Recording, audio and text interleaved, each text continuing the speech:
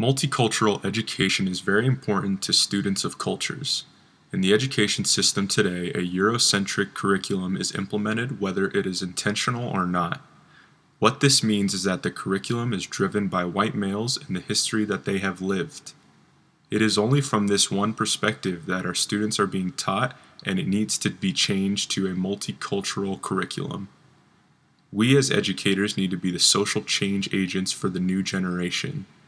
By doing this, we can implement a more diverse curriculum and also a subconscious understanding of multicultural education.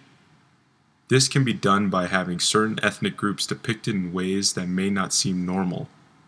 For instance, having posters in the classroom of an African American woman doctor with a PhD or a Chinese astronaut. Showing diversity in all aspects of teaching is key for understanding multicultural education.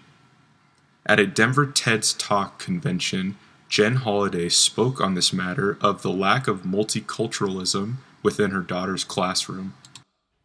Cultural content is not just about where a story comes from. It's also about the messages that the story relays to the reader. Last year in her second grade literacy class, my daughter was reading a multicultural anthology.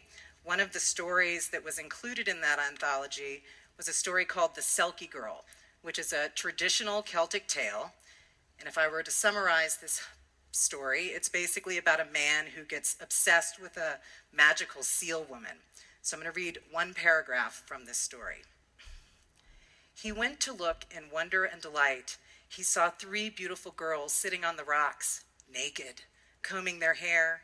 One of the girls had fair hair, one red and one black. The fair-haired girl was singing. She was the most beautiful of the 3, and he could not take his eyes from her. He gazed and gazed at her gleaming white body. Okay, this was my daughter's response to that story. I would say it was my response as well. So when you are using sort of the stories from around the world approach, remember that the messages matter. The messages of the story matter as much as where the stories come from. To be fair to my child.